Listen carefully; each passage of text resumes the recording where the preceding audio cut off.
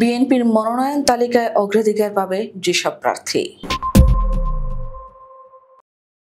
জাতীয় সংসদ নির্বাচন ঘিরে রাজনীতি সরব হয়ে উঠেছে। প্রধান উপদেষ্টার কার্যালয় থেকে নির্বাচন কমিশনকে পত্র পাঠানোর পর নির্বাচন আয়োজনের আনুষ্ঠানিকতা শেষ হয়েছে।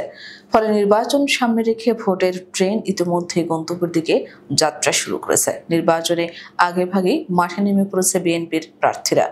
বড় দল হিসেবে দলটির সম্ভাব্য প্রার্থীর সংখ্যাও বেশি। জানা গেছে, ইতিমধ্যে 3 দফা জরিপ চালানো হয়েছে। মহাসচিব মির্জা ফখরুল ইসলাম আলমগীর সহ 70 থেকে 80 জন সিনিয়র নেতার প্রার্থিতা প্রায় নিশ্চিত হলেও অন্যান্য আসনে যাচাই বাছাই চলছে। পাশাপাশি আন্দোলনের সহযোদ্ধা সমমনা দলগুলোকেও আসন ছেড়ে দেওয়ার বিষয়টি বিবেচনা রয়েছে। রাজনৈতিক বিশ্লেষকদের মতে এবারের নির্বাচন হবে অতীতের যে কোনো নির্বাচনের চেয়ে প্রতিযোগিতাপূর্ণ এবং গণতান্ত্রিক। অবাধ, সুষ্ঠু ও নিরপেক্ষ নির্বাচন নিয়ে ভোটারদের প্রত্যাশা যেমন বাড়ছে, তেমনি প্রার্থীদের জন্য একটি বড় চ্যালেঞ্জ হিসেবে দেখা দিচ্ছে। শুধু দলীয় মনোনয়ন নয়, ব্যক্তিগত গ্রহণযোগ্যতা, সততা, আন্দোলনের ভূমিকা ও তরুণ ভোটারদের মন জয় করাও এবার গুরুত্বপূর্ণ হয়ে উঠেছে। বিশ্লেষকরা বলছেন, অনেক ভোটার এবার শুধু মার্কা দেখেই ভোট দেবেন না। মনোনয়ন পেতে প্রার্থীর সততা, গণমানুষের সঙ্গে সম্পৃক্ততা, আন্দোলনে সক্রিয় ভূমিকা এবং রাজনৈতিক দূরদর্শিতা বিচার করা হবে। বিশেষ করে গত 15 বছরের আন্দোলনে যারা মাঠে ছিলেন তাদেরই অগ্রাধিকার দেওয়া হবে।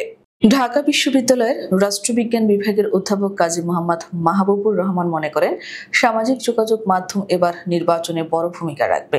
এতে প্রচলিত নির্বাচনী স্টাইল বদলে যাবে। আর্থিক বা পেশি শক্তি নয়, বরং আন্দোলনে ভূমিকা ও সামাজিক গ্রহণযোগ্যতা হবে মনোনয়নের প্রধান মাপকাঠি।